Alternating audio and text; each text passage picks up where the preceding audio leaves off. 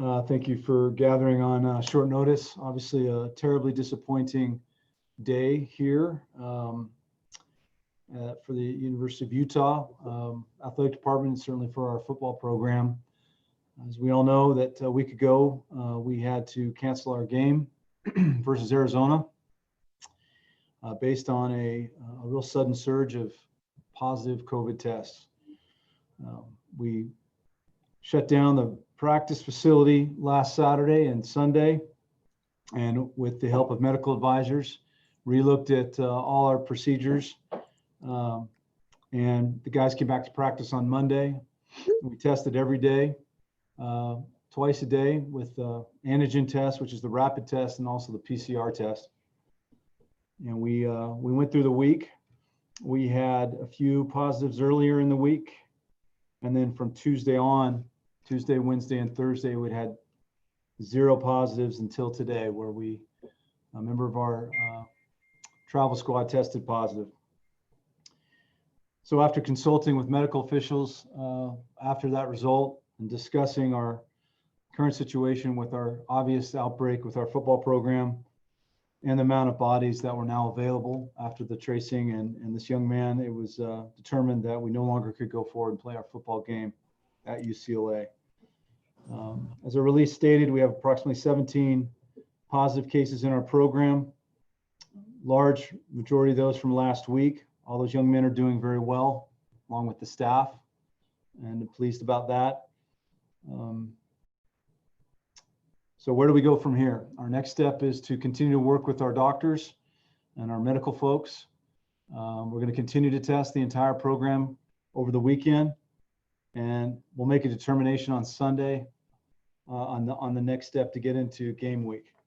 I do want to say that as a part of this community myself, but certainly my student athletes here in this football team, I'm proud that they've done almost everything they can. I say almost because I think at times, just like anybody, you find yourself in the community and maybe you're not wearing your mask at a certain time when you should, et cetera. We're all humans. But I think what we've learned in this last 2 weeks is there's no margin of error at all. And we don't have bubble with our student athletes here at the University of Utah, nor any college program. And I think we just got swept into what is happening here in the county and the state. And as much as we've tried since March to mitigate, and we really have until last week, amazingly so. And our numbers in the athletic department, and frankly, as a campus here at the University of Arizona, are well below the county, but nonetheless, University of Utah, but nonetheless, we got hit. So Coach Whittingham and I, spoke throughout this whole process frequently, and he's completely on board with what needed to have happen. He, like me, cares most about our guys' safety. So he told the team at 1 o'clock that we weren't able to go, and as I'm told, obviously, incredibly disappointment, and we're just going to try to keep them together and kind of move forward. So I wish I had all the answers. I don't, except we're going to just keep working really, really hard and take the advice of some really smart people and move forward. So with that, I'll take some questions. Thank you, Mark. We'll begin with Patrick Kinahan of 1280 The Zone, followed by Josh Newman of the Salt Lake Tribune and Chris Kamrani of The Athletic. Go ahead, Patrick. Mark, do you have any concern regarding the validity of all these tests, given what happened with the quarterback at Stanford? PK, I do have trust. As I mentioned, we're doing PCR and antigen tests throughout our process this week. So we're double testing. I don't know specifically what happened at Stanford. I, like you, had heard there were some issues and saw the statement from earlier today. But when you're antigen testing every morning and you're also doing a PCR, our kids are doing twice a day. So they tend to tell you the story. With the antigen tests, if there is a positive, the PCR test, which is kind of the premier test, is the one that really tells the tale. So I'm comfortable to say that we've had 0 false negatives or 0 false positive would be, probably inaccurate. We certainly had a little bit of that, but when you're doing so much of it together, you got a pretty good feel of who's positive and who's not. Thank you. You bet. Josh Newman. Mark, when did the twice-a-day testing start? Has that been going on all along? Well, we've been doing up until last week, Josh. We've been doing the required once PCR weekly and the daily antigen. after our situation last weekend, we increased it to PCR every day, along with the antigen. How much of this outbreak and situation within your football program just do you believe is tied to the situation in the community around you? We all see what's going on with, the case surge. Yeah, the medical advisors and the contact tracing people are fairly confident that they have yet to find an example if it's spreading within our team, or practice, or facility. I mean, a lot of that has to do with our measures, the way we meet, the way that we, everything's changed. Whit and the medical group have changed everything the way we do, and we film practice and we can see their interactions. So we feel very confident that it's not happening there. But, when you go through this, you have to triple check all of that. And of course, we've been doing that. We'll continue to do that. But quite candidly, I think some of these are leading toward just them being part of the community. Our next question will come from Chris Kamrani, followed by Kyle Bonagura of ESPN. Mark, with 2 canceled games now, is there a line in the sand that you have to get to that maybe leads to thinking about shutting this season down?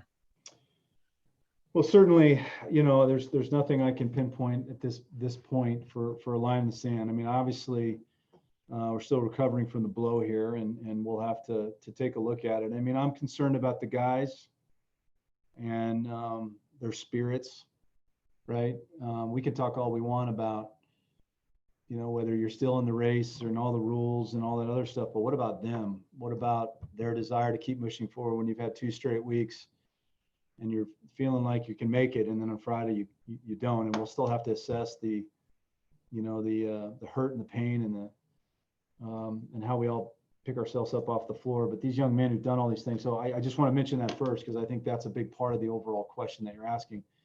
Second to that, I still think there's a lot to play for.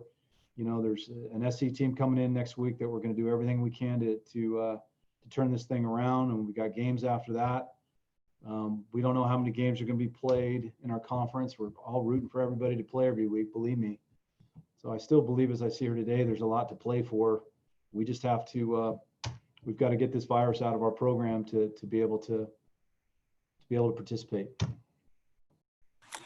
Kyle Bonagura, followed by Ross Terrell of KUER Radio. Yeah, I was actually going to ask about potentially canceling the season as well. I mean, you addressed it a little bit. Is that something that would be a Utah decision or cumulative? Like, would you discuss that possibility with other ADs in the conference and the conference itself before kind of proceeding with that one way or the other? Yeah, I don't foresee Utah, doing that. I think it's something that we're going to continue to try to give these young men every opportunity we can to compete for this university, for the state. All the while, keeping their safety is what we've done clearly. And I don't foresee us doing that. Now, I don't know where college football is going, guys. I mean, I really don't. It's been a unbelievable week as it is. All the games that have been canceled, I've looked away for an hour. There may have been more. I don't know where college football is going, but I think we're going to continue to move forward and work with our medical advisors. If we come to a place where they say, we just can't do this anymore, then we'll have to react to that. But I don't foresee that. I think it's going to continue to be a day-by-day situation, and I'm sure our league will gather again Monday morning, as we always do as athletic directors, and assess where we're at. But gosh, my hopes is we can keep pushing forward. Ross Terrell, followed by Josh Newman.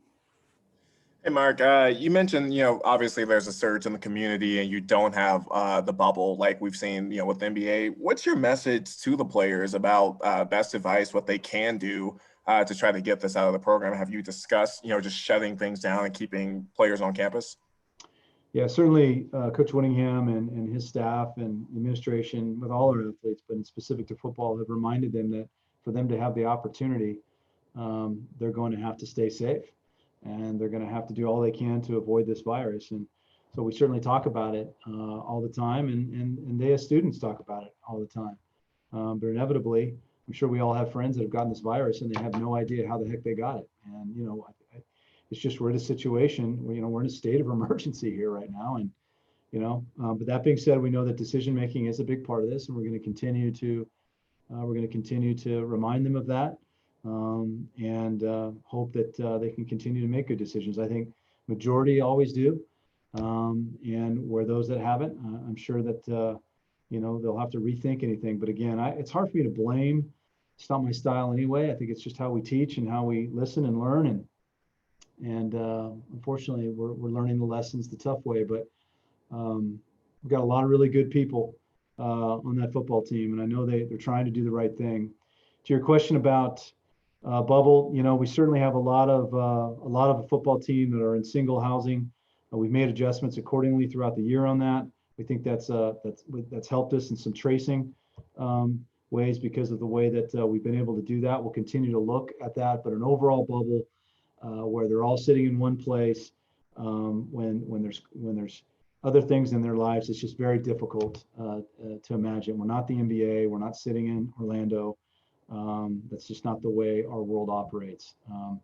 That being said, we obviously have to continue to really think hard and be thoughtful about the things that we can do to better protect ourselves. Next, we'll go to Josh Newman, followed by Trevor Allen of KSLSports.com. Mark, just given where the calendar is, through contact tracing, have you guys been able to determine where the genesis of this was? We have some general assumptions of that, working with the county, and yeah, we do. Off topic, from a basketball standpoint, I know that you said on the radio that the basketball team is now paused. Are you able to say effective when that started? This morning. Yeah, effective this morning. We got some positives on their daily antigen test. We'll have to confirm those with some PCR tests, but we have paused until we have a better understanding of that. Can you put a number on that? Sorry. No, they're not confirmed tests yet. It's fair to say it's a handful. Next, we'll go to Trevor Allen, followed by Tom Hackett. Mark, are you guys, obviously you guys are probably not going to be having any kind of practice with Kyle's team. When do you think you guys will start opening things back up for practicing and potentially getting ready for next Saturday? Yeah, like I mentioned earlier, we're going to test the team over the next 2 days and assess where we're at on Sunday. Okay, we'll be able to do a couple more here. Tom Hackett, followed by Ryan Kostecka, SI.com. Mark, I'm curious, with case counts being so high here in Salt Lake City, have there been any conversations about upcoming home games, maybe move to other locations, away locations where the case counts aren't quite as high? Tom, we haven't had that conversation yet. It has not been requested by the league, nor have I heard from any of our possible opponents on that matter. Ryan Kostecka, SI.com. Mark, with the positive test happening and stuff, is there any correlation to maybe Halloween that might have happened a couple weeks ago? I think you can time some of our positives to around that area, but it's hard for me to say it was due to any social gatherings around Halloween. Talking to experts just in general, and a lot of conversations I've had, that weekend with Halloween, and certainly with the cold weather that came in, a lot of indoor, maybe outdoor activities moved indoor. I think there was, that weekend could have been some of our time if you just look at, some of our positives going into the Arizona game, but it'd be a reach to suggest it was Halloween parties or anything like that. Thank you, Mark, and we appreciate all of you joining us today. Thank you all. Appreciate it.